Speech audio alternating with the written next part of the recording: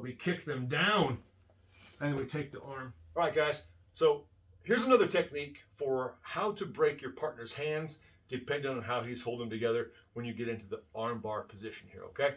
So have him spin around a little bit. We're gonna get into the perfect spider web. Perfect spider web is where I will have the head side arm through his arm. I will have my cross-face leg over his face. I will have my body control leg on top. So my legs are stacked properly like so, okay?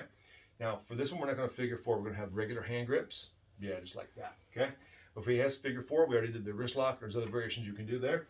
And I'll have his leg under control.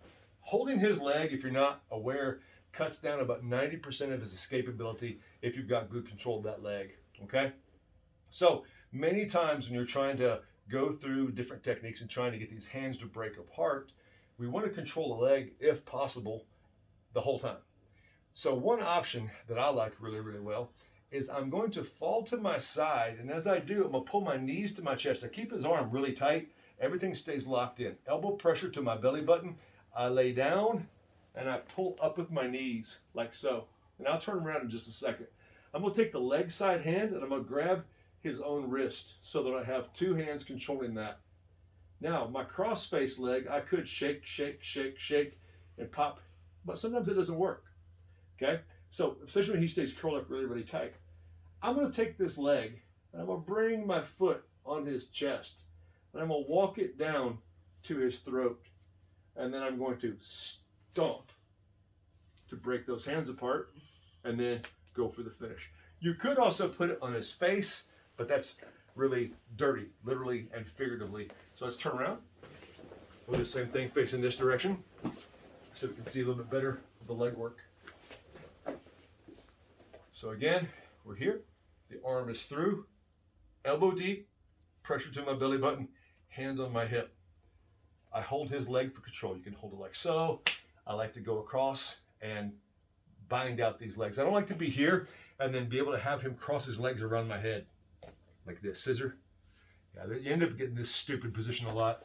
So when you go like this, that cuts a lot of that down, a lot of that nonsense. So he's got his hands held tight. I'm trying to snap these loose. I'm trying to do the slide.